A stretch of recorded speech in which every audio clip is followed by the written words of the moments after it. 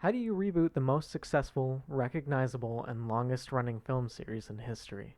How do you adapt a story so strongly influenced by its own time 62 years later? This was the task of directors Hideaki Anno and Shinji Higuchi when rebooting the Godzilla franchise for the new Reiwa era of Godzilla films with 2016's Shin Godzilla. Today we'll be talking about how Shin Godzilla revives the original's concept for today's controversies and issues and how its parallels elevate the film to more than just a giant monster movie.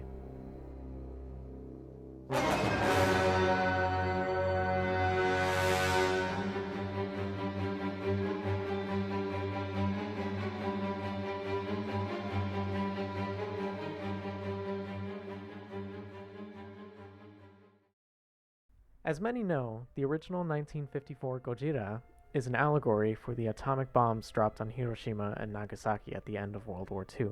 Godzilla in the original film is used as a representation of the atomic bomb and the terrors it brought to the world. However, the original Godzilla also represents the carelessness and destructive nature of mankind, as he is essentially birthed from mankind's mistakes, being nuclear testing. Moving on to Shin Godzilla, what modern tragedy has Japan faced that Godzilla can represent? And what recent events could be attributed to his creation? The answer is the Fukushima Daiichi nuclear disaster of 2011. It was in this disaster where 3 separate nuclear reactors had meltdowns in the Fukushima Daiichi nuclear power plant as a result of flooding from the Tohoku earthquake and following tsunamis. This was classified as a level 7 event and was one of the most severe nuclear events, surpassed only by the Chernobyl disaster of 1986 that is the only other event to be given a level 7 classification. Unfortunately, this disaster was dealt with poorly due to poor communication within Japan's own government and the loss of information as it fell victim to bureaucracy and being passed through multiple chains of command. For more information on the disaster, check out the video by The Infographic Show. It gives an almost minute-by-minute recounting of the event, and it's a really good watch. So, Godzilla in this film again represents a recent tragedy. He is an unstoppable force of nature, much like the Tohoku earthquake and tsunami.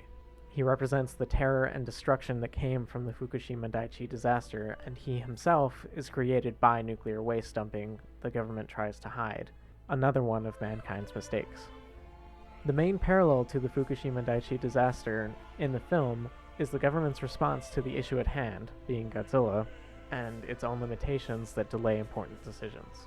Much like Fukushima, the film's evacuations of people aren't given much direction or information when Godzilla first appears.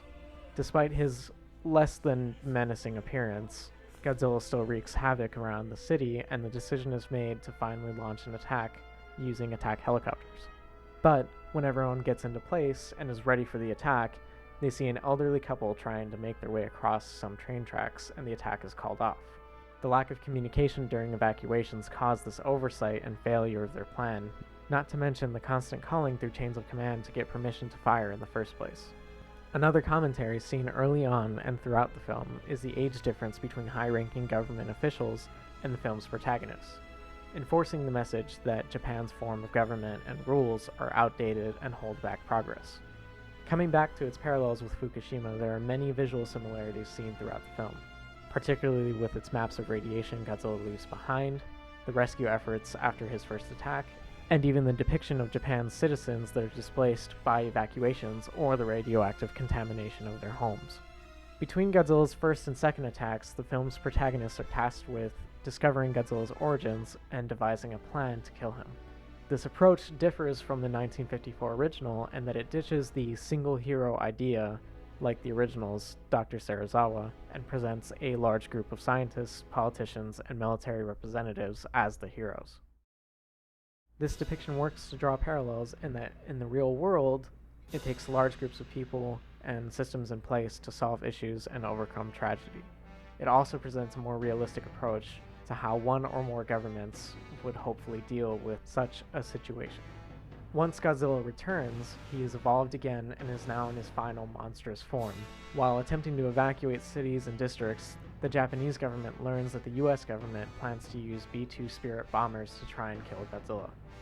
Much like Japan's relation with the US today, they struggle with independence and are often overruled on decisions that affect their own country. This is seen later on when the decision is also made by the UN to try and kill Godzilla with a nuclear missile strike, and Japan is only given 2 weeks to try and evacuate the entire area and prepare for the aftermath. The final confrontation of the film becomes less about defeating Godzilla and is more a race against time to kill him before fate even worse than Hiroshima and Nagasaki befalls Japan once again. By the end of the film, the plan is carried out successfully and Godzilla is killed, avoiding a greater disaster from either Godzilla or the proposed nuclear strike.